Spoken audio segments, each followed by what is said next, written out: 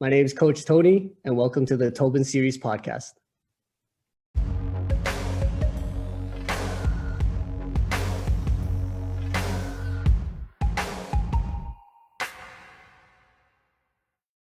Devontae, as we usually say, we usually get started by saying, welcome to Talk Your Exposure. However, this is something different. This is something special for you as you got on the jersey today. We welcome you to the Toben Series Podcast. How do you feel about this right now, Devontae? I feel great. We got some special guests with us here today. We're going to slow grind this one out, really get into depth and get this thing started. Yes, we will. Yes, we will. We are alongside the man that started Tobin basketball, Coach Tony. How are you doing today?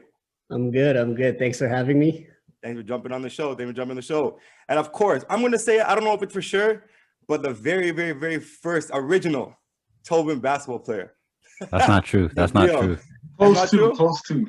That's not true. But close to. The new era, yeah. I'll say the new era. How you doing today, though, man? I'm feeling great, man. That's good. That's good. We usually get our guests started off with a game, and Devontae, you will take us away with that. Yes, I will. We always like to, get the brain flowing a little bit with a game called Overrated, Underrated. I'm going to give you a series of topics, basketball related, non-basketball related. You're going to tell me if it's overrated or underrated. Give your little 2 seconds of spiel, and then we'll keep moving on. So with that being said, first one, Panera Bread. Panera Bread. I'll go with underrated. I don't know. My wife likes Panera Bread, so I'll go with underrated. Okay. I can't comment. I never had it before. You never had it before. Okay. He's out the picture. Hey, Devontae, we can't really be asking Nabil too many food questions right now. You know he's fasting right now. You know he might. No. You guys are good. I just broke my fast like an hour ago, so we're good. Okay. Yeah. We're good to go because I have another food one for you. White Castle. Ooh. Have we had that before? Man, you guys, I don't know if I've never had that before. Do we even have that in Canada? Tony. I'll say overrated. I've had it before. I just can't remember it, so therefore it's not that memorable to me. All right, we're gonna keep going down these food lists because we gotta hit one on the bone here. Olive Garden. Okay. That now I have to say that's underrated still. I like Olive Garden. I've had some good I like their bread. Dishes. I like their bread, yeah. I'll go with underrated. I don't mind Olive Garden. Okay, well, all right, let's go into the basketball spiel. Dwayne Wade. They say he's the number 3 shooting guard of all time, but that is a huge argument right now of the variety of shooting guards in the NBA. So what do you guys got? That is a good one. I mean, can I go in the middle? Yeah. Can I go in the middle? Like, he's not really overrated or underrated. I think he's like properly rated. Like, I know James Harden's in the mix now, but I guess I'll go underrated. Man, James Harden is so hard to bet against just because of his numbers. Like, they're insane. And there's also Jerry West. Obviously, I haven't watched them personally, but I know he's always in the topic. But I'll go with underrated too. I think he's good. Well, okay. I'll definitely agree with you guys on that one. Now, another one here. Stefan Marbury had his best spiel as a New York Knick, obviously finished his career in China. A lot of people saying it was just the New York Knicks and that's it. Is he overrated or is he underrated? Shout out to the New York Knicks right now, though. Shout out to the New York Knicks right now. You're right. He was underrated, man. I don't think he got enough in the NBA. I think he could have had a more memorable career playing on a longer career. But hey, man, I think he was good, man. I think he was tough. Yeah, I'd agree. I mean, I don't know where people rate him, so I don't know if he's underrated or overrated. But yeah, I'd say he was definitely a great player. Okay. Last one here. Wait, before you say the next one, man, you had a good one with Darnell. I watched your Darnell episode, and you had Jason Tatum and Paul George. Paul George. Yeah. And like, I'm not gonna lie, I don't even have an answer for that one. You don't have an answer for that one? I don't have an answer for that one because it's so close. I know Jason Tatum just had like a 60-point game recently. Yes, he did. Paul George had like a longer career. But that one was tough, man. I don't even. He said Jason Tatum, but I think that's too quick to judge, man. He Paul said that George extremely quick. You're right. quickly, right? Yeah, man. And Paul George, I know his name's been getting slandered a lot lately, but he's nice, man. And He's nice. those Pacer years were definitely being you can't just. Mm-hmm. Yeah. People are so quick. Sorry to cut you off. Yeah, so quick to forget. So quick to forget. It's ridiculous. But you know why Darnell chose Tatum so quickly though, as he mentioned in the interview, because he's a huge Kobe fan. You know what I mean? Yeah. So as we saw the other day with him getting 60, man, it's very close to Kobe. I mean, like Kobe, everything that he does is very similar to Kobe. That's why Darnell chose Kobe. But I agree with you though. It's a very tough one though too. You can't. It's like right at the notch. Like they're like. Yeah. They're like right here. Eventually, when everything's said and done, I think Tatum will be ahead of Paul George. But right now, it's like neck and neck. Exactly. Yeah, that's 60 fair. points is a lot, man. Too. Yeah. That's fair. And to conclude the game, I got to hear about this. Overrated or underrated? Toronto Raptors as a franchise. There's speculation that these last 5-6 years, are what people are evaluating. But what we got to do is go all the way back. Right, so as a franchise, are they overrated or are they underrated? Steven, I don't want to hear nothing. Let them speak. I didn't say a word. I'm gonna let Tony go first. What? I was gonna let you go first. What? Oh man. No pressure. No pressure. Man, the entirety of our organization? Yes. Oh man, we've had some very bad years. I would say we're underrated in terms of like the love we have for our team has been undersold so many times. I feel like I remember my favorite players growing up were like Junkyard Dog and like Morris Peterson, like those types of guys. And like we still like when I go to games, we still cheer for them if we see them in the arena and stuff. So for me, like we're underrated as a city and like how much we love our team. So I go with that. Yeah, man. I'm gonna say overrated. Why? But I'm not a real Raptors fan. I'm like half. If you guys can see in the back, I'm a big Luka fan, big Dallas Mavs fan. But I didn't really watch the Raptors too much growing up. I obviously seen the Vince Carter highlights and stuff, man. But I gotta give them that year though. They don't get enough respect for that championship year because of the finals. So I know that doesn't really help my case, but it's tough, man. When you have a whole country behind you and you still don't get love, it's kind of tough to root for them. But I don't know. I just never been a huge Raptors fan, but I love Kyle Lowry. He's one of my favorites. Well, now I have to chime in on this one, Devontae. I have to chime in on this one. As I know you would. Go ahead. In my honest opinion, if you look at all the players Raptors have had, I think they might have one of the best organizations to ever have. Definitely. An all-time team. The Raptors might have one of the best all-time teams to ever play. Vince Carter, Tracy McGrady, Marcus Camby, Damon Stoudemire, Kawhi Leonard, Kyle Lowry, DeMar DeRozan. Pardon me? If you want to count Hakeem too, Hakeem Olajuwon. You can even put. I mean, Chris Bosh. You could put there's so many guys that have played for the Raptors in the 26 years that we've been around or whatever it is. Like you can't even say the Raptors wouldn't. Them winning a championship was finally like, okay, great, they finally did it, but it was expected to happen. And if you put an all-time team with the Raptors, bro, who's beating that team? Let's be honest. Yeah. Who's beating that team? For real. Like, can I chime in? I have a friend who writes for the Raptors. He's gonna hate me for that answer I just made, but I think I'm just going off the last season, so it's not like the whole everything, but like you definitely developed a lot of great players in the NBA, so I'll give them that. Yeah, you know what I mean, and think about it too. Vince Carter and Tracy McGrady were in their prime. Hakeem Olajuwon in their prime. Marcus Camby in his prime. Damon Stoudemire in his prime. Chris Bosh in his prime. Like, if you look just that five alone, even if you take off Marcus Camby, you look at Hakeem Olajuwon, Tracy McGrady, Vince Carter. I didn't even mention Kawhi Leonard, by the way. But if you just mention those five, who's stopping that? Facts. Who's like? There's no way the Golden State Warriors are beating that team.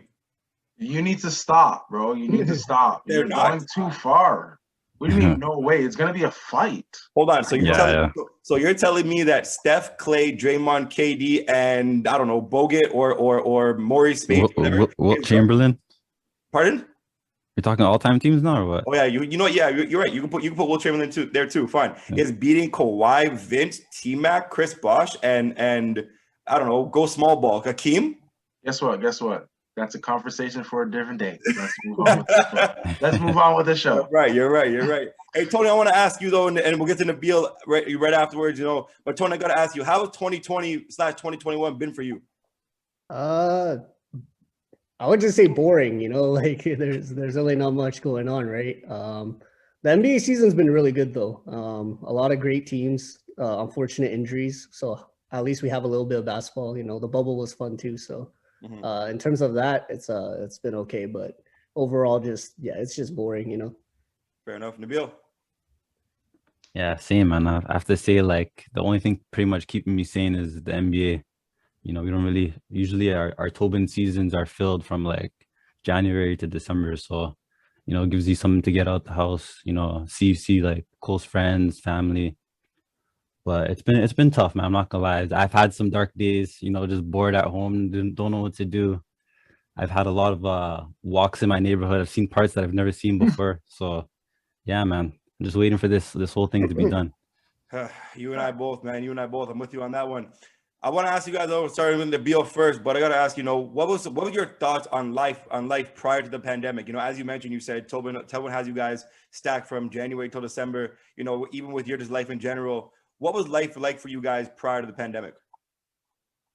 It was good, man. It felt like every year was getting more and more competitive. You know, Tony, he never keeps anything the same, man. He's always upgrading where we need like upgrades, you know. Putting us in the best tournaments, best competition, best leagues. So, you know, it was good, man. Like I could see a lot of potential and like where we were going in terms of like every year, and we were getting more and more like in terms of everything. So it sucks that it had to end, but I know we'll be back. We'll be back stronger. This is just short, you know. This is a short-term thing. Nothing to be really stressing about. I know Tony's been working on behind the scenes to figure out how we're gonna get back on the court. I know that's what he really wants. We all really want that. So it's good, man. I'm not too stressed, man. I'm just thinking positive. Fair enough. Tony. Life before pandemic? The life before the pandemic. What was life like for you before the pandemic? Great, I guess. Things are going well. Team. Yeah, like Nabil said, like we were growing as a team. We had a lot more opportunities coming. We were in talks of doing like international tournaments and stuff like that. Still looking into them, but like obviously with the pandemic, they've been on hold. But outside of that, it was life was great. I got married. Like we were planning to get married in before the pandemic. So yeah, Congratulations. It was great. Yeah, thank you. Congratulations to that. Thank you. If you guys were to start a film on the year 2020, 2021, what would you call it and who do you want to star in it? Nabil. Whoa. That's just throwing me out there. I'm gonna have to think about that for a little second. It's gonna start me and Tony. And it's gonna be called Getting Tobin Back on His Feet. I don't know, man. That's a tough one, man. It is a tough one. It's a tough one. Babe, we can't give you easy questions, man. We can't give you easy questions. Yeah. I'll get the mind flowing here a little bit. You know what I mean? Hey, Tony, what about you? Man, I don't even know. Man, I don't really know. Man. Steven, we got him, man. We got in a 2-3 trapping zone right now. Just say Michael B. Jordan or something.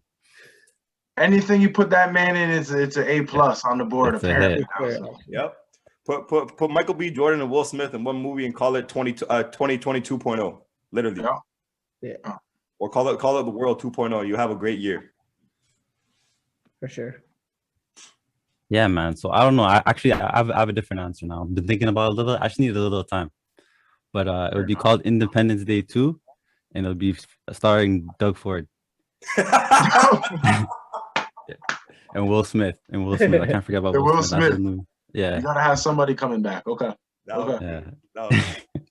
You know, what are your thoughts of the evolution of Asian basketball? You know, you have guys like Jeremy Lin coming back and to leave Scrawn and Klong to get back, and then you got guys like Yuta on the Toronto Raptors. You know, coming from George Washington, an A10 school. really pushing that cylinder for the Asian culture. So what do you think? What are your thoughts of the evolution thus far? Yeah, I think just Asian anything is gonna keep growing in terms of sports. We had Naomi. I forgot her last name. Sorry, Naomi something, but she just the tennis player, right? Yeah, who's also Japanese. She won. We have Rui Hachimura. Like you said, Utah Watanabe. We have like a lot of Asian players coming up, and I think that like we have to shout out Yao Ming, of course, who gotta shout out Yao, man. Yeah, you gotta pioneer. who paved the way, and I think even for Canadians, how everyone's saying like Canadian basketball keeps growing. I think the Asian basketball community is growing like right there with them. So it's definitely an exciting time for Asians, and like knowing that we can compete, and stuff like that.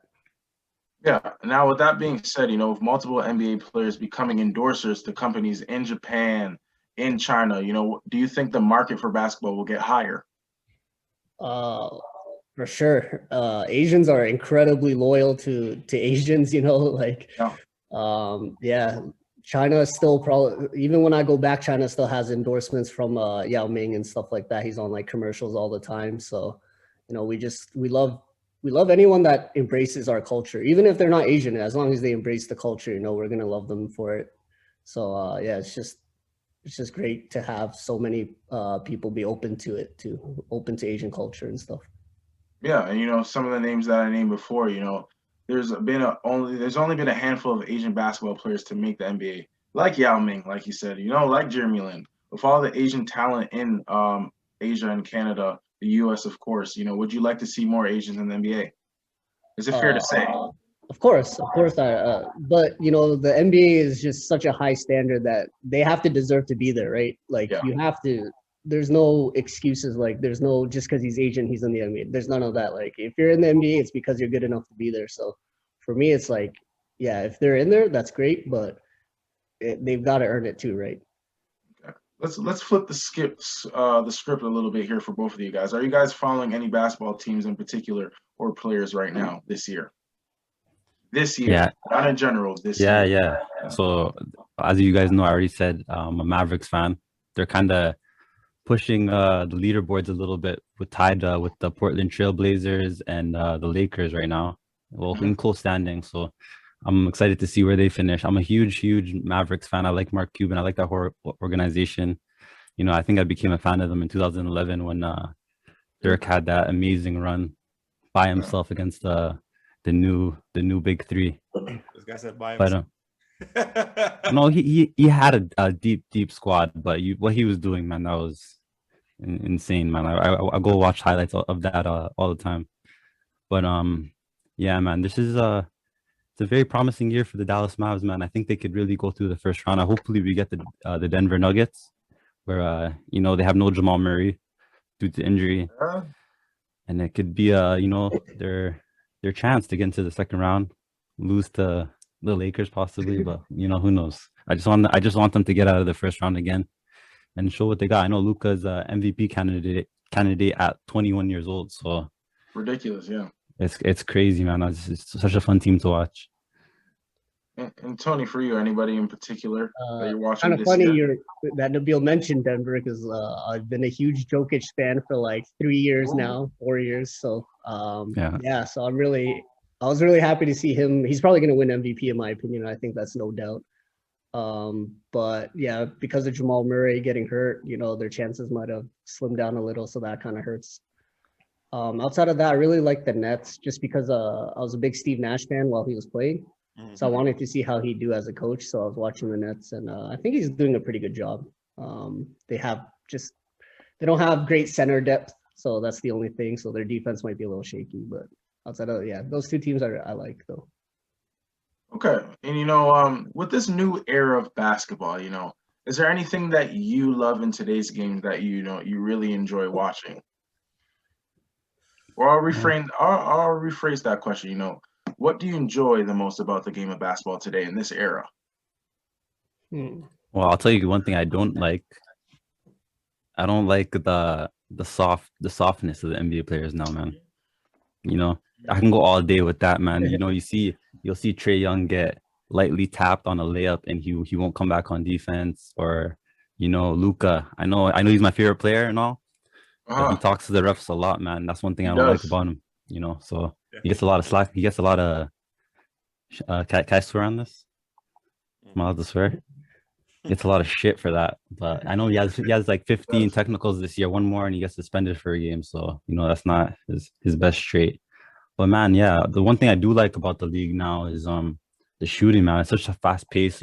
Ever since Steph Curry like pioneered shooting 10 to 15 threes a game, you kind of see the whole league doing it, and it's running up the score. You see 150-point games. You see a lot of action now. So it's not like before where games would go like 80 to 60, some games would be like that, but it's different now, man. I like it. It's very exciting.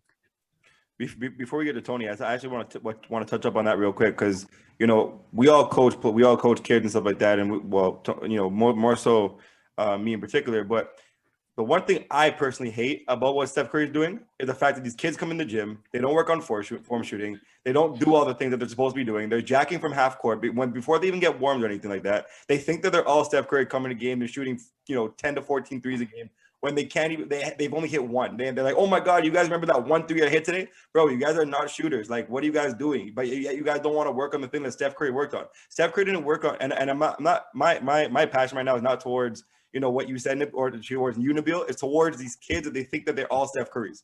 You know what I mean? And Damian Lillards and Trae Youngs and those guys, right?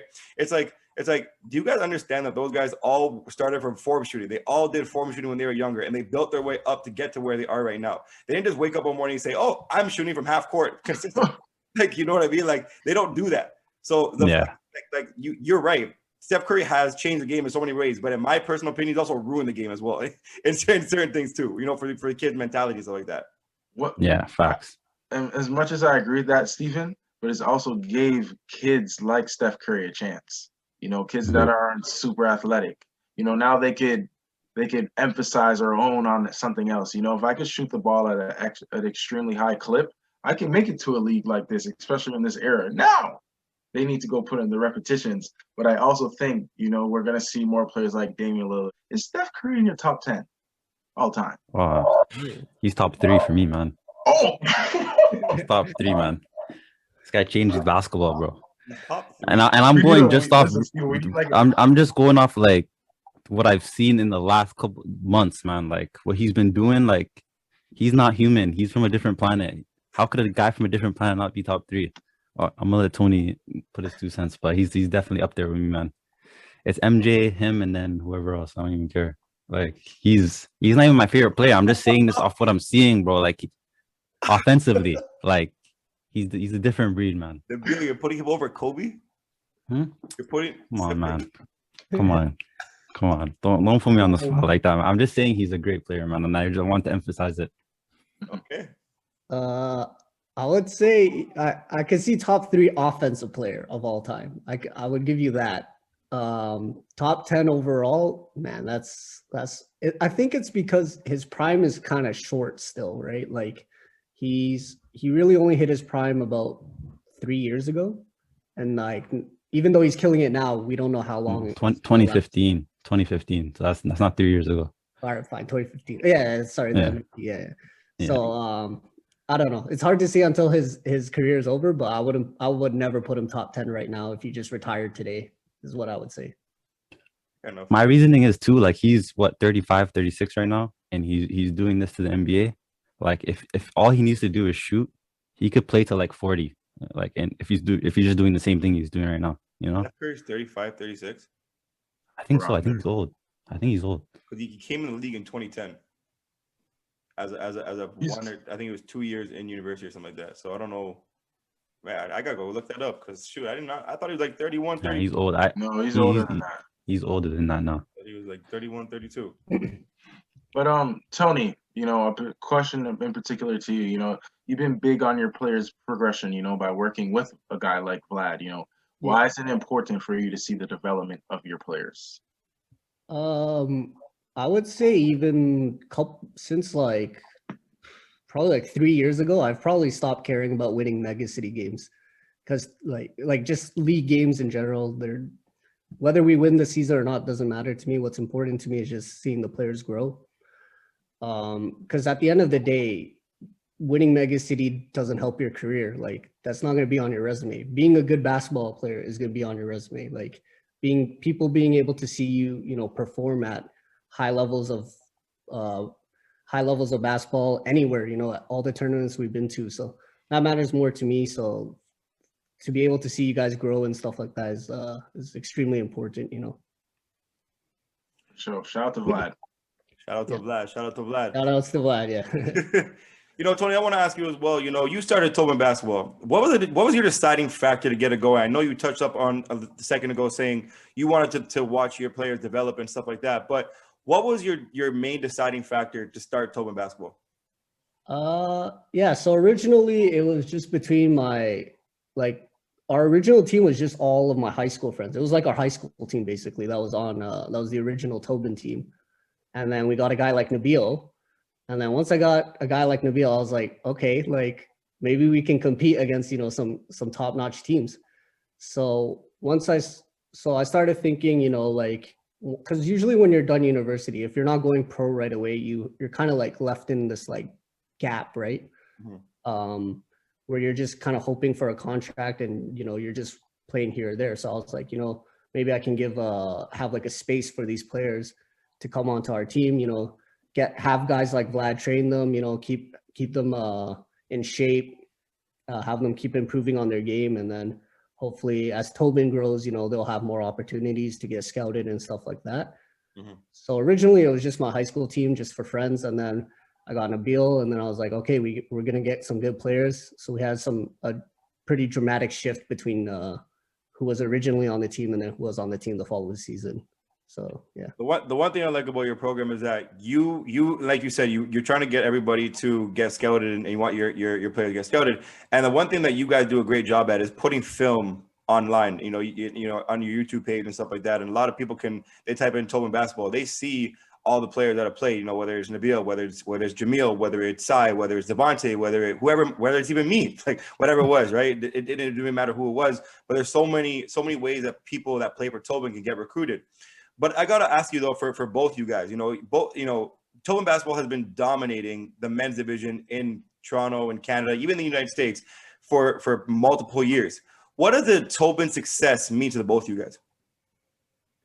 It means a lot to me, man, because I've been through the whole transition, man. From like, I know we've been always winning, but like, it's like it's the culture Tony like started. Like, he actually understands, and even though he doesn't play, he knows the game better than anybody, you know. So he could watch a player play and know if he's like a Tobin type of player. And what is a Tobin type of player? A Tobin type of player is a guy who, you know, he wants to win, he has effort, you know, he's a team player. These are all like traits that Tony looks for and gets them onto the team and this is why we succeed. It's just, we don't just put anybody on the team, you know.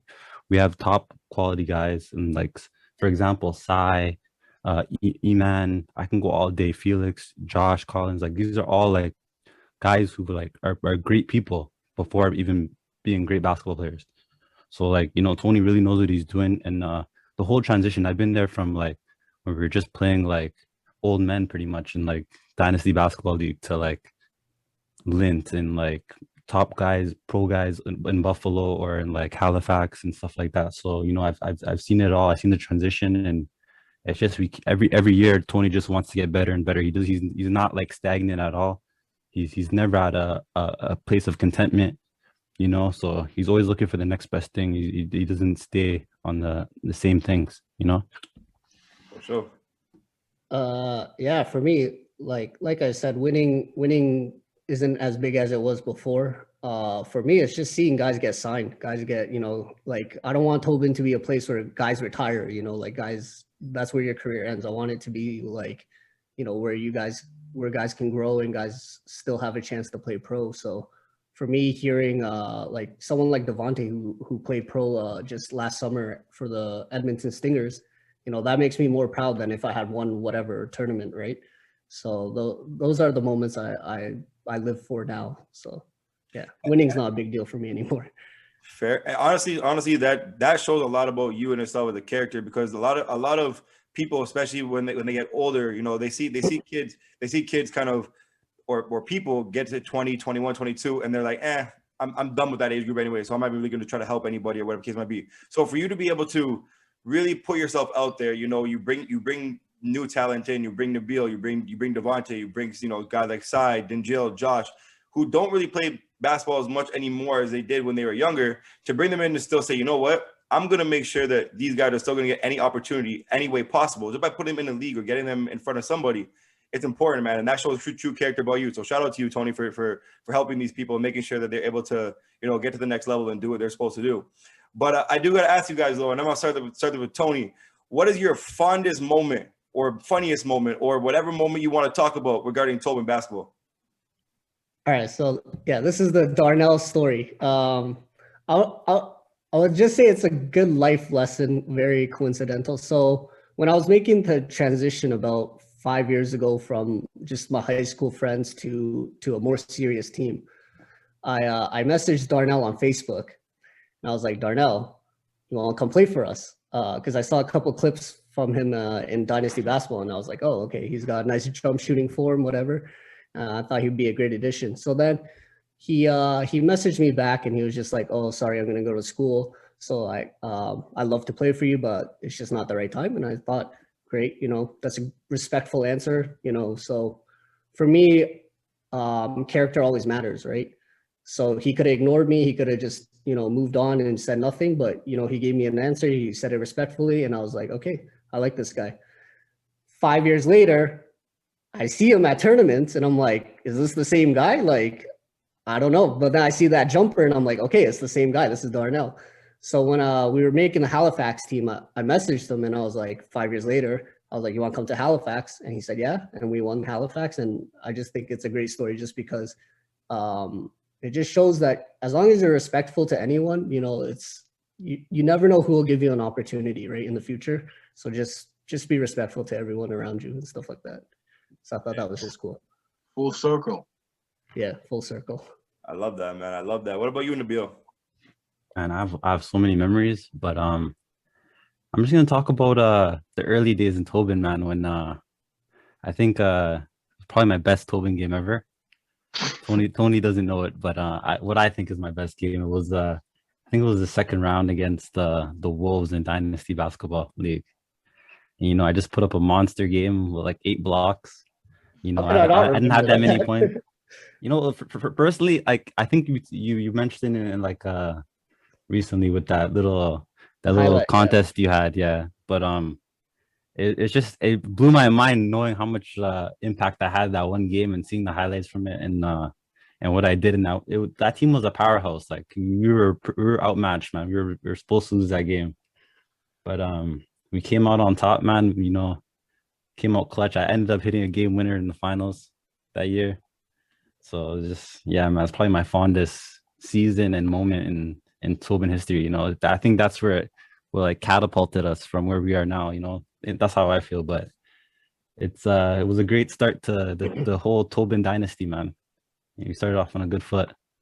Fair enough. I gotta ask you, you know, Tony, you mentioned earlier on how you and Darnell met, but I'm curious to know, how did you and Nabil meet? Okay, so this is Nabil, for how good he is, probably had the worst Tobin debut of any player. Hey, before you get into this, so this is 2013, right? 2013, 2014. I'm at Ryerson, right? And then I have a good year. Like I was supposed to be a red shirt. Some guy named Ostap Choli who plays for Tobin, I think a couple years last year or the year before, he got injured. He hurt his knee, right? So I go from red shirt to I'm on the team this year, and this is when I live in Richmond Hill. Like I wasn't even supposed to be on the basketball team because a long story. I don't know if you guys want me to talk about that whole story, but I'm on Ryerson now, and I'm 17 years old. I'm the youngest guy on the team. I'm playing with Kadeem, Adika, you know, Aaron Best, all those guys. So I'm on the team now, and I have like the terrible, like I'm nervous, I'm nerve-wracking. Everything is just going down bad, man. Like, so I finished the year on like with bad grades, but like everything was good, like in terms of like the basketball side. but like I didn't end up staying at Ryerson because of my grades and everything. And I take a year off. I'm looking for things to do. I'm trying to get my life back in order. I'm applying to colleges. Trying to get my academics straight. And I have a summer job.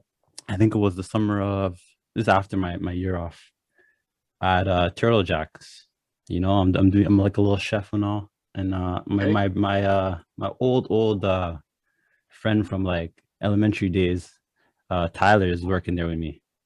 And he's like, yo, I got this basketball team, bro. You trying to come play and all? And I'm like, I don't know, man. Where is it? It's like, yo, it's in York. I'm like, where? York? He's like, nah, York Glendon campus. I'm like, where the hell is that? He's like, yeah, just come. I'll drive you. We'll come play a game with us. I think I came to watch the first time. I can't remember if I came to watch or I played. I think you guys were in playoffs. No, you played. So I came and I played, and this is playoffs. I'm like, what the hell? How am I playing in the playoffs or something? I don't know. I can't remember that part exactly. But just a bunch of Asian guys and my boy Tyler was a African Canadian fella, and I didn't know what I was getting myself into, but stayed with this team. I played a season after season, and then I got my life back on track. I went back to Seneca. And history was made after that, but it was the best decision I ever made. Nabil, let's talk about your Seneca career. How did you get? Hold on. Sorry. But hey, Tony didn't give his answer yet. Tony said Nabil. Tony did not give his answer. No, I had to cut him off. Tony said Nabil had the worst debut in Tobin history. I gotta hear this, man. No, yeah, it was just because I had. To be fair, I had very high expectations because he told me Nabil was 6'6" and played for Ryerson. So I was like, okay, this guy's gonna drop like 20 easily. And at that point, even in my on my high school team, the tallest player we ever had was like 6'1". So having a guy who was 6'6", I was like, I've never even seen someone 6'6". So Nabil walks in the gym. I'm like, all right, I'm just gonna not say anything, Nabil. You just go play. I think he probably scored like 2 points that game. And I was like, yeah, it was a bad game. And I was like, I have no idea how good this guy is, but we'll keep him just because he's 6'6". Mm-hmm. But oh my goodness, it was like Nabil said, it was the best decision. Like, it was just an amazing experience. Yeah, he had faith in me, man. I appreciate that. Yeah, seeing his growth after that, but yeah, it was a pretty bad debut, but outside of that, I got better every game, didn't I, though? For sure. But you didn't dunk for like 2 seasons in a row. I don't know how that happened, but yeah. Wow, that's a different story. But sorry to cut you off there, Tony. Before, but Nabil, let's talk about your time at Seneca. What made you go there? How'd you get started? Yeah, man. So I was playing with Tony and Tobin. We were having our seasons at Mega City, I think, at that time. And one of my I played for the Somali national team in 2016. So I had some really close friends that were in the college space and playing college basketball. One of them was Yusuf Ali. And I think it was around January time. That one year that before I went to play for Tony, I I attempted to go to Seneca, but I didn't really know if that was for me. So I left after 1 year or two. And this is after Harrison. So he played for Seneca at the time, and they were having an amazing season, undefeated halfway through the season. And he wanted me to come on the team, and I was looking to go back to school at the same time. So it was kind of like a perfect storm. I go over, I meet with the coach. I see if I'm eligible to go back to school and finish my program. I was. I talked to Yusuf. I'm like, yo, I gotta play with you guys, man. This is looking promising. You guys look like you have a really good team here. I was having a lot of success with Tobin at the time, so I really improved my game and everything. So I thought it was kind of like everything was working out perfect. So I ended up playing. I came halfway through the season. We did not lose a game the rest of the season. And I don't know if you guys heard about that Seneca team, but we went undefeated all the way through. Hold on. We won't get to all that. We won't get to all that. I promise you, we'll get to all that. We won't get to all the good stuff about it. Just, Yeah. we can't be mentioning too much. Can't be mentioning too much. But yeah, that's how I got to Seneca, man. Okay, now you played under Coach McNeely. What was his coaching style like? Did you like play or did you appreciate playing under a system like that? That's a great question. I would have to compare like Coach McNeely to like Phil Jackson, and like Why? he was weird. He did weird things. Like he would sit in the middle of the court with a towel on his head while we were running. Like he would just always run us. He was hard on us. Like he wasn't like a regular coach. I would say that. Like he was he used different techniques. Like he played I can't remember the song name, man. It was like some white old artist. Like he would play that like in practice while we were like shooting free throws, and like he would just had like our brain wired to like a different wave. Like, man, I have to give that guy so much credit for that championship season, because he gave us like he got everybody like uncomfortable. Like we were never comfortable the whole season. Even when we were winning games, next practice would be even harder. Like unfortunately the next season after that, like we didn't play as well, but he was doing the same type of things and we still had a great season. We went 17-3. But man, I can't speak enough about Coach McNeely, man. He was one of a kind for sure. He used a lot of different techniques, man. So the philosophy changed, just the accolades and success didn't come the season after. With that being said, what was one of the first things Coach McNeely taught you? Man,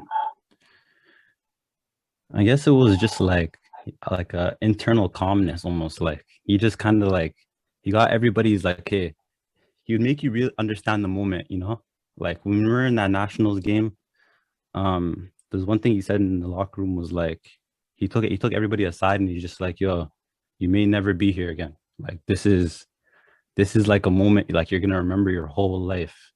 Take it in, breathe it in, like he was just that type of guy. He would just kind of like understand life a little bit. Like he would put it all in our heads that this is all gonna happen and go. Like it's not gonna be here forever. So just enjoy it. And that really helped a lot, man. Like he was different. For sure. Now, in 2018, you guys won the LCAA National Championship. If I'm not mistaken, that was like the first time in the last 2 decades, something like that, right? So what did that mean to be a part of a championship win like that, but also contributing to that? Man, I can't even tell you what that means to me, because I don't think I've ever been a part of something that big. Winning OCs was like really the national championship, because the hardest teams in the whole country was from Ontario. You're talking about George Brown in the season. I'm talking about Humber. I'm talking about Sheridan. I'm talking about Redeemer. These were all like the best teams in the whole country that we had to play in the Ontario Collegiate playoffs. So that game against Sheridan, I don't know if you guys watched. Like we almost lost that game. We went to overtime. By the grace of God, Yusuf Ali hit a corner shot to tie the game and to take us there, man. That was pretty insane. But I had a terrible game that game, by the way. Like that was probably my worst game the whole playoff run. I don't even know if I had over 5 points. Damn. Sometimes that's how it goes. Yeah, but we won that game. Man, what does that mean? Like I can't even tell you what that means. Like I think about that playoff run all the time, man. Just when I'm bored, I just, especially in the pandemic, man, I go back and watch videos. I know you guys are like that. That's what I do. Like I'll feel down one day and I'll be like, damn, just let me go watch some of those highlights, like make me feel better. But man, I can't even tell you. It's just a moments I'll never forget my whole life. Now, I'm not sure if you heard or if you guys are familiar with All the Smoke podcast with Shaquille O'Neal, Stephen Jackson, Matt Barnes, but Shaq talked about the importance of a locker room. He referenced the Spurs, that their star players never had a fight. I'm talking about Tony, Manu, Tim Duncan, that era kind of. Talk to us about the importance of having a good locker room and your and the teammates in that locker room. Yeah, man. So I have to give a lot of credit to Yusuf Ali, man, because there was 4 Somalis on the team that year. It was me, Issa, Hani, and Yusuf. But like Yusuf, man, he coaches Toronto Basketball Academy, and I think it's an AAU team right now. But he's just like, he's a coach now, so you could already see like on the court he was a coach too, like before he was even a real coach. So that guy, he just knows how to bring people together. And as much as it was McNeely that brought us together, it was Yusuf Ali just as much. He was like, those two guys are hand in hand in like our success. Because if it wasn't for Yusuf Ali, like bring the locker room together, as you said, like we had a really, really, really good locker room, man. Like everybody really like was down with each other, and like we play hard for each other.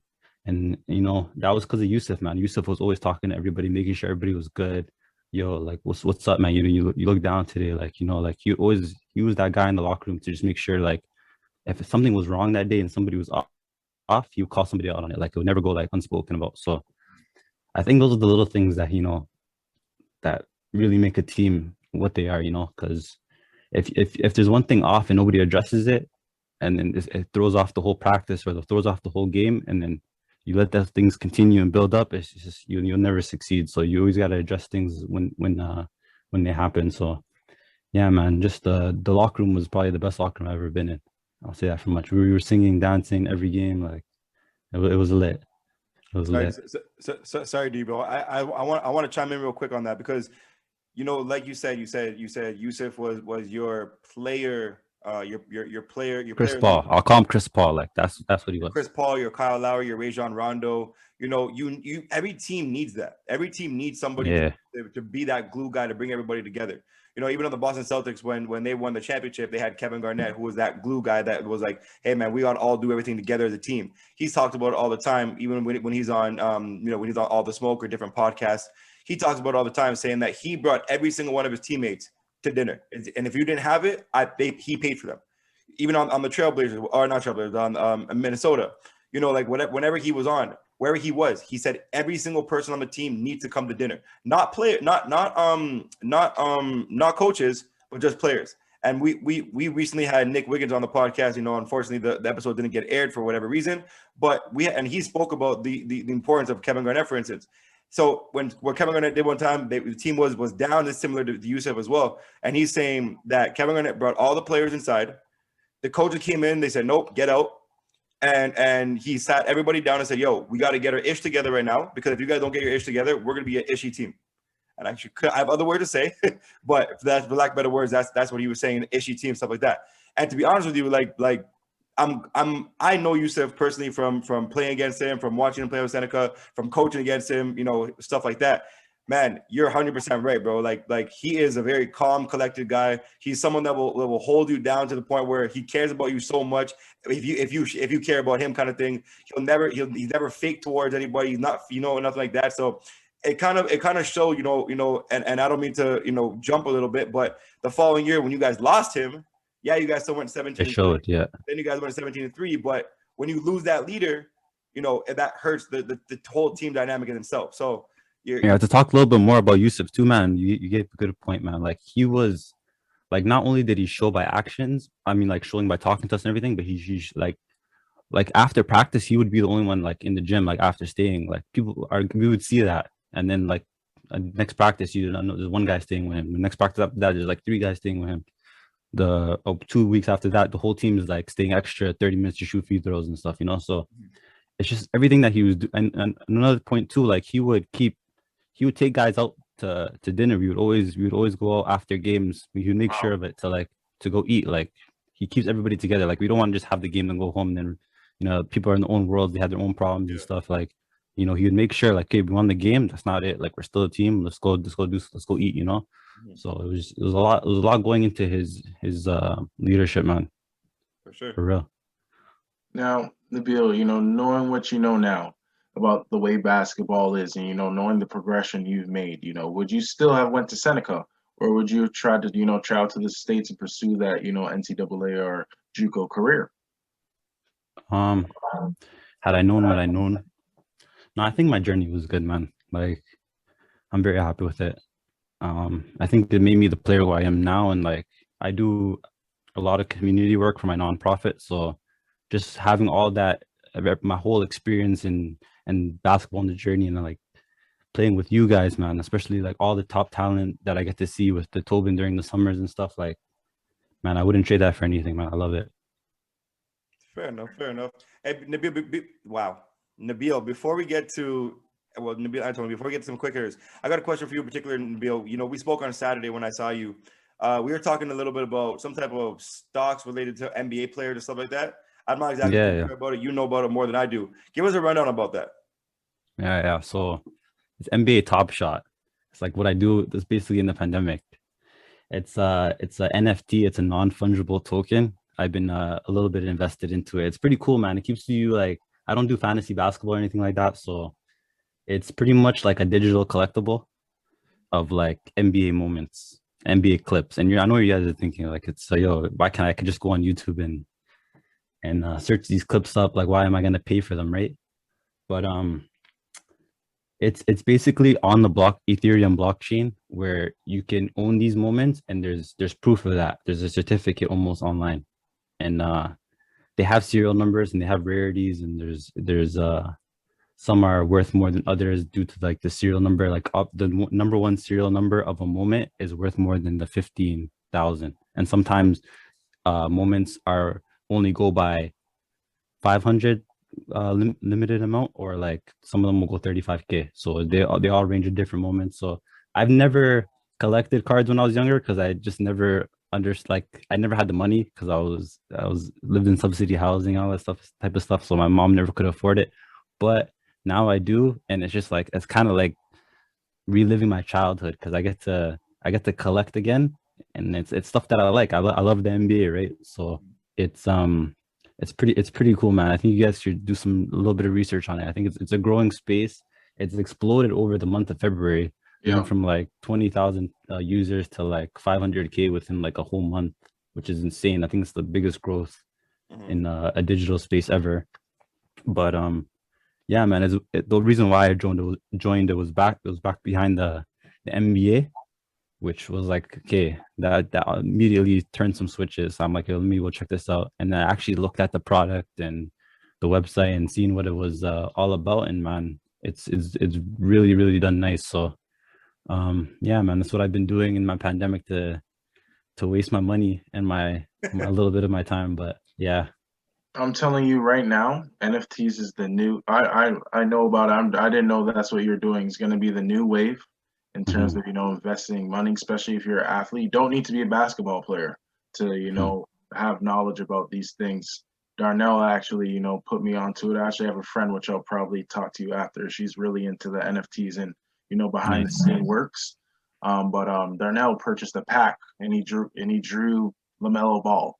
So first day was my God. Exactly. Oh. So I think already it's at like it was a rookie card. At one point it was at like 6k just for any LaMelo moment. Yeah. So he purchased that a couple of days ago. I can only imagine what it's going to be. But if he gets rookie of the year, it's over. It's absolutely over. So I'll leave it at that so we could continue the show. But I'll definitely talk to you after because I didn't know you're into that stuff. Yeah, man. I do have to say, they kind of talked about it the other day. They said a LeBron rookie card, if somebody held on to that, is worth right now, I think it's like $7.5 million or something. That was a LeBron James rookie card. And even for John Morant, if you invested, apparently this could be something different. I'm not too familiar with it, so I definitely have to do my research. But something like John Morant, if you invested $1,000 into him, then right now he's worth like $5,000 or something like that. So is that something you're familiar with too? Yeah, man. So basically the physical card space is kind of like a roadmap for the digital space because we're kind of transitioning into that. So if you see a LeBron physical card going for would you say 7 million or whatever? Yeah. It's only about time till the digital space kind of takes over that market. But it's just think about it, man. These physical cards, man, they have ratings. You got to send it into somewhere to get rated, and then you don't know, it has to come back and hopefully better condition because you're shipping it over there. This digital space is kind of more convenient because you see a moment, you could buy it right away. Yeah. If you want something, you can see it. There's you can find out the price of something because there's a million listed. You know how much is listed. There's not like this uncertain amount that's out there of the card that you have. This physical card, there's actually a real numerical amount. So you know how much are out there. You know the rarity and everything. So it's kind of like the physical cards, but like better. So, and that's the way I see it. But it definitely got a lot of potential, man. And I see it growing so fast. So I'm very excited for what the future holds. Fair enough. Let's get to some quick hitters before we conclude the show. I want to ask you both, starting with Tony, who is the most influential person in your life?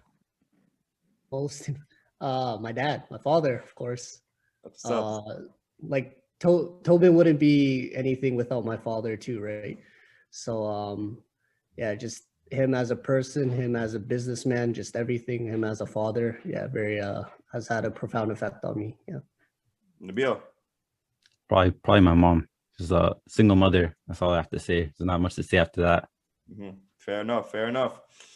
So I know obviously some people might say influential, the same thing as important, but I want to know the most important person in your life, to both of you guys.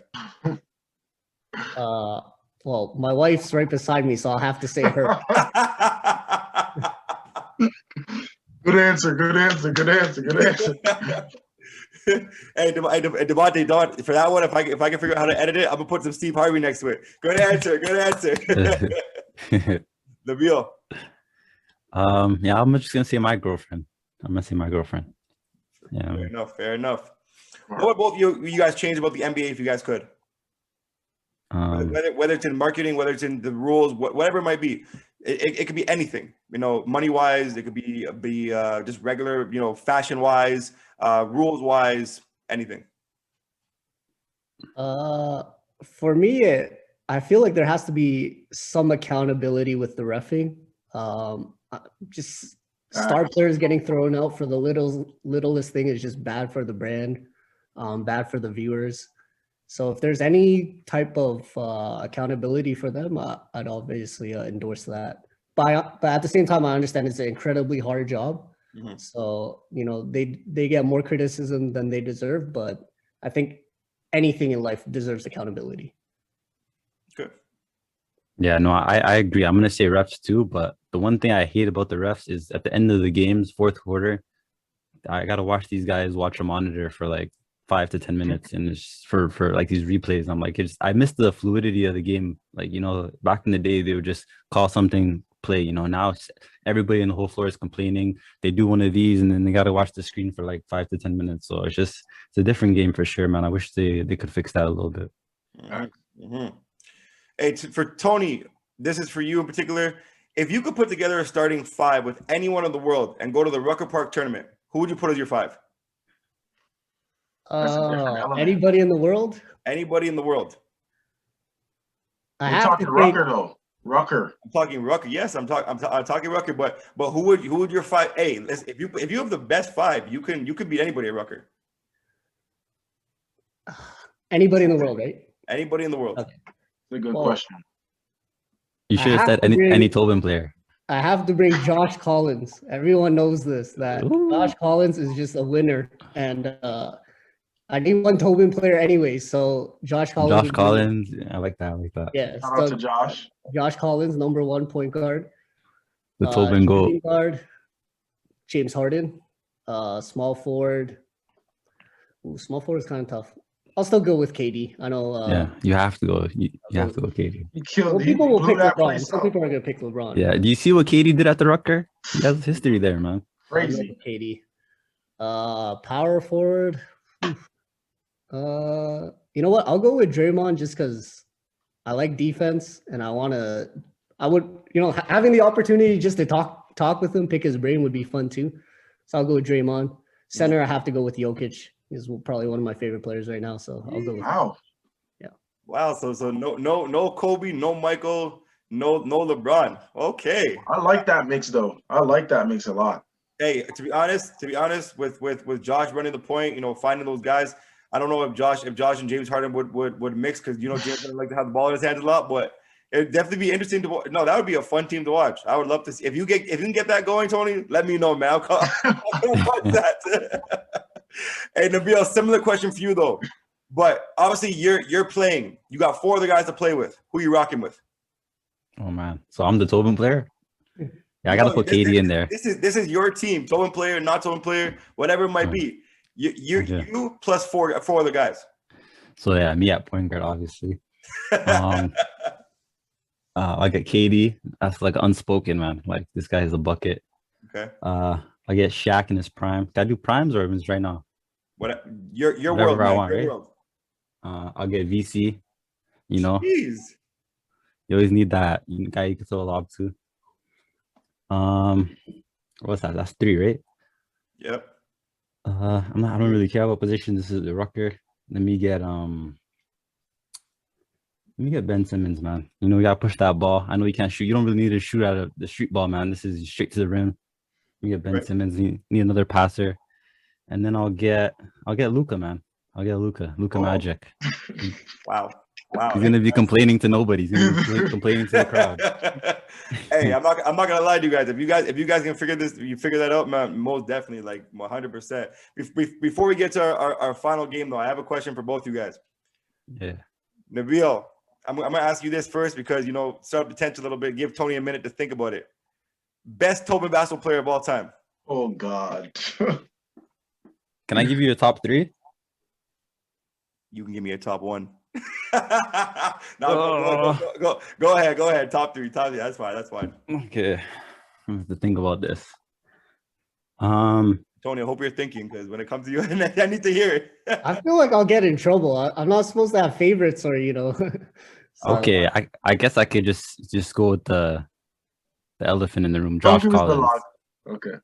I gotta go with the easy answer, man. This guy, he's just a GOAT. Top 3. I'm giving you top 3. Damn. Tony, I have a different question for you afterwards, so I won't get you in trouble. Don't worry, I got a different question for you. Similar but different. I'll put Jamil in there. He's been on the team for a pretty long time. He's pretty goated. Improved a lot. And I'll throw this is so tough, man. I know some names, man. But you're not putting yourself in there, bro? That's unspoken. That's already said. You don't need to say that. No, I'm not gonna put myself because these guys are goated, man. Like, I'm putting these guys right now. I'll put Din. Din's my guy. Okay. That's my top 3. All right. Tony, similar question, but a little different. Obviously, we won't ask you who your favorite team was, who your favorite player was. But we're gonna ask you who's your favorite team? Favorite team? Favorite Tobin team. Oh, that's now I need a minute to think about that one. Oh, man. That's really hard to say. Oh man.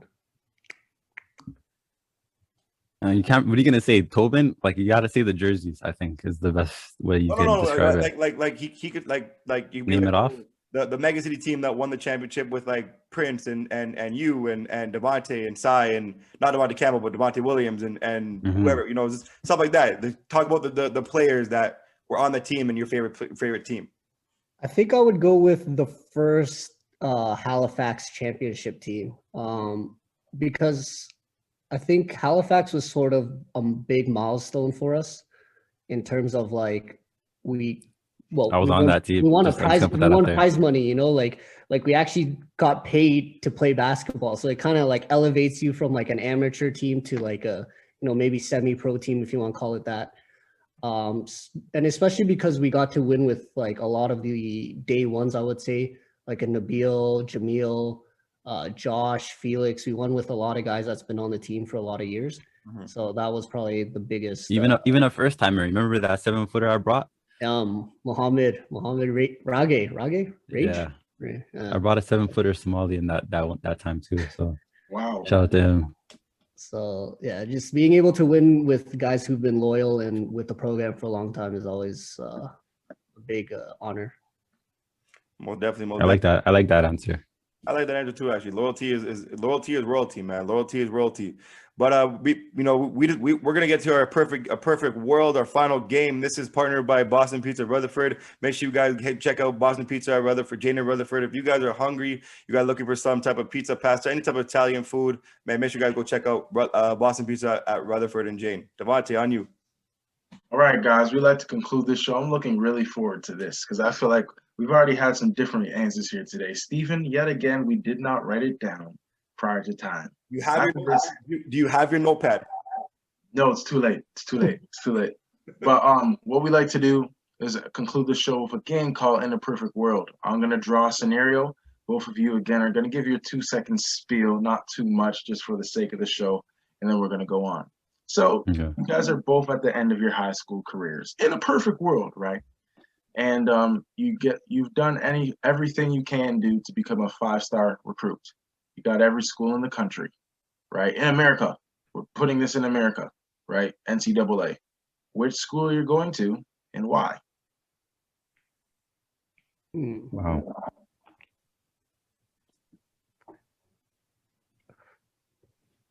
Anybody wants to start? You go. I'm not gonna put. Anybody has it first? Go ahead. Explain the Okay, logic. I'm gonna go UNC. I'm gonna go UNC. We got a first Roy. Let's We got go. a first Roy. Let's go. Roy Williams, man, Vince Carter. You talking about MJ? You know, you can't go wrong. So yeah, I like their jerseys too. Their jerseys are hard. Very hard. You're wearing baby blue right now. Yeah. See, come on, Come on, man. It was already in my head. I think I went there a year. Who knows? You know, I don't have a specific school, but I would just pick any terrible school where I could be the star player. I think, yeah, you know, Weber I'm State. selfless now, but if I had a next life where I could be selfish, I would just pick a school where I could be the star, get the ball all the time, and just put up numbers. All right. Okay. All right. So now you're at UNC. You're at any terrible school that you put up numbers. You're at those two particular schools, and you do what you have to do. Again, first year, all rookie team, rookie of the year, first team, all conference, right? You know, in the draft, you know, we don't get to pick where we want to be in the lottery, but because of the interviews, you can kind of dictate whether you like this team or not, depending on how you answer. So now you're in the lottery.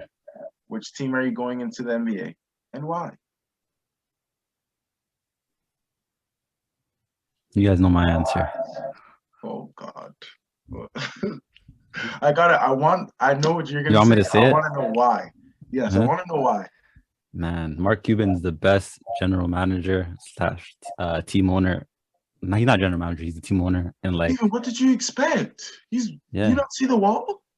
Yeah, man. Like this. Hold on, but Mark Cuban. No. Yes. I get to be beside Boban. But he said that Mark Cuban is the best owner of all time right now. Yeah, man. Keep going. Yes, he is.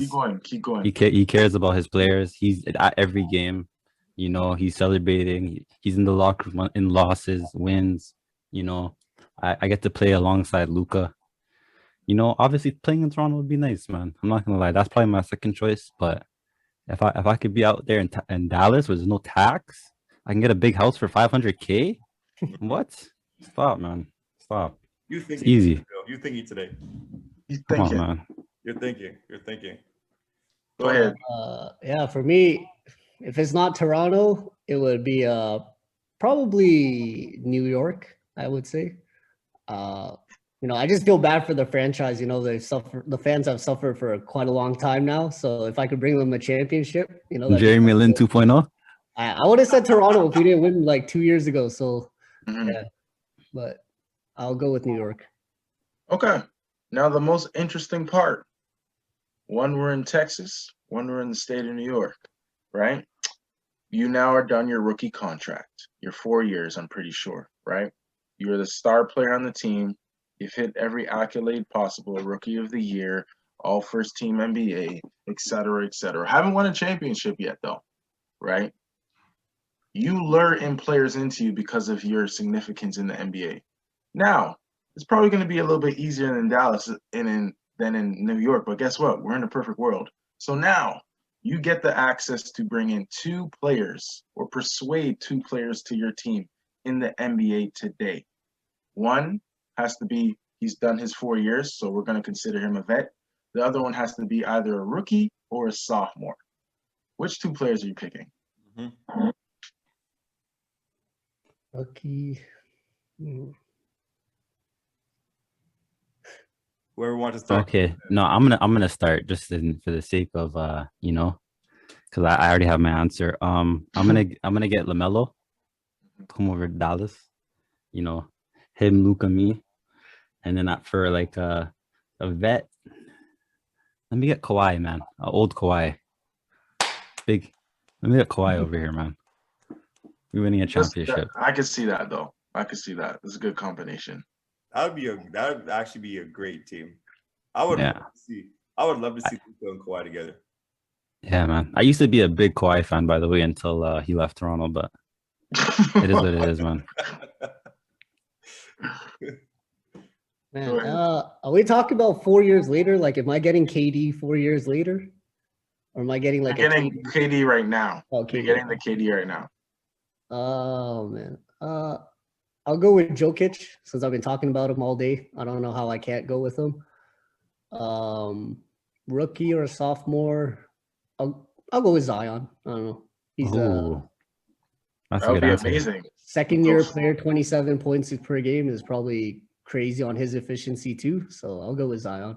Crazy front court. Hopefully I'm a point guard or something, but yeah, those two. I'll go with those two. It's crazy about that. We actually haven't had any Zion on the show. We haven't had a Zion. We haven't had a Jokic. We haven't had a Kawhi. Yeah, we haven't had a Kawhi. I think we had. Wow, that's shocking. Yeah. No, it's not. No, it's not. Now, Steven, let me ask you a question real quick. You going to New York or you going to Dallas? Which one are you going to? Because I know where I'm going.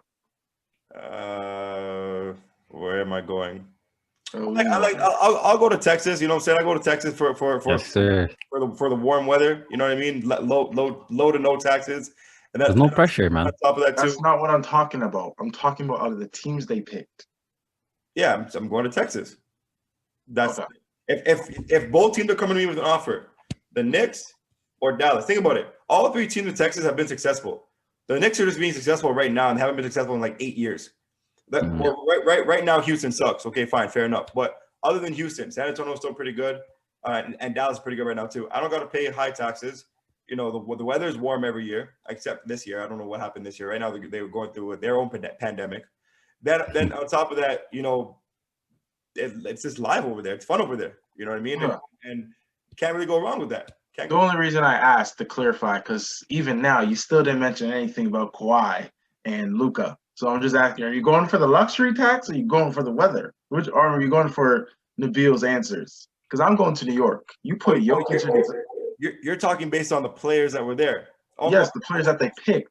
I'm still going to Texas because you know me already. You know I'm a Kawhi guy. Know I'm a Kawhi guy. I personally think Kawhi is top 3 in the NBA right now, to be honest with you.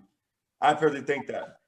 No, I'm not going to get into this. Especially if he wins this year. If he wins this year, bro, he's definitely a top 3. How can you not be a top 3 when you brought the Raptors and Clippers the championship? Steven, guess what? You don't care. It's irrelevant. No. That's a topic for a different day. I'm just curious. That concludes the perfect world. Thank you. No, but before we conclude the show, can somebody ask me my question? How can you not be top 3 if you win the championship and one of the two of the worst organizations in the sense of not winning a championship, the Raptors and the Clippers? Yeah, you could argue it at the end, but he has to win that championship. Okay, fine, fair enough. How we always conclude the show is we like to ask you guys one final question before we get going. You know, to both you guys, one thing that we want to know is who's somebody that you would like to see on whether it's Talk Your Exposure, the Toben Podcast, whatever it might be. But here's the kicker, though: if we can't get them on the show, you guys have to help us get them on. I'm gonna say another Tobin player that I don't think is on your list for this series. I'll say James Siakam. I want to see where his mind is. You have him on the list. You have him on the list? Okay, damn. Let me switch it up.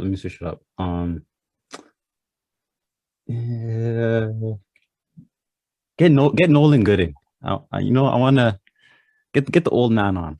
You know, I know he's been a Tobin player, so it'd be good to hear. That's a good one, man. Nolan Gooding. That's a good one. What about you, Tony? Shoot. Do you have Shane? Shane Ociende? Mm-hmm.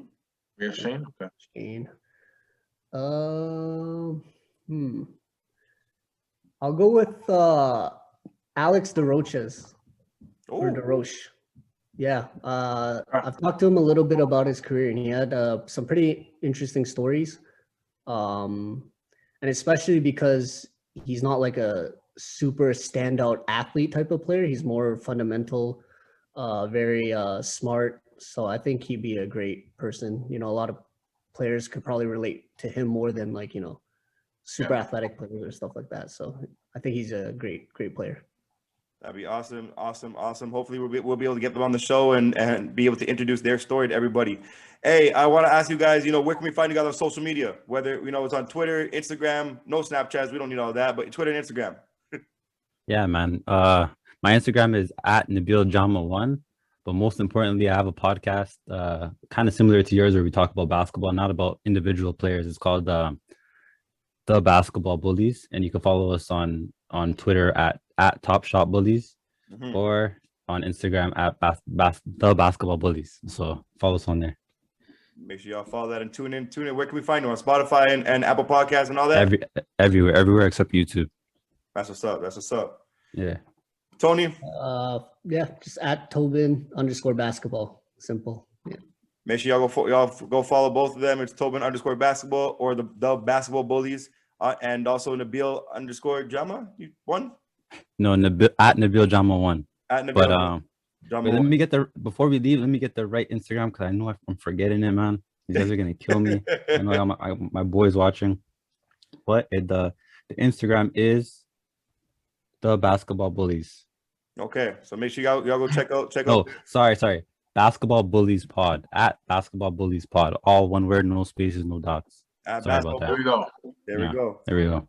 Hey guys, we want to thank you guys for tuning in. Again to another episode of the Toben Podcast, Toben Series Podcast.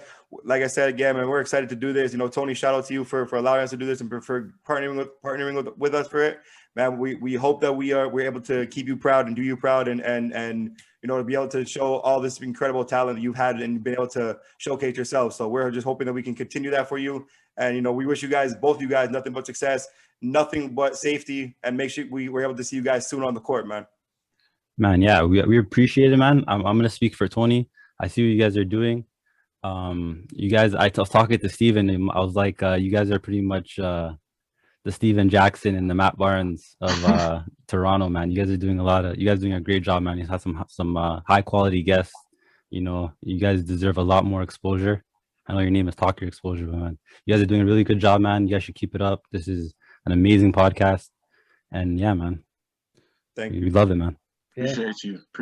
Thank you for having me, having my organization of my players, giving them an outlet, to talk about their story.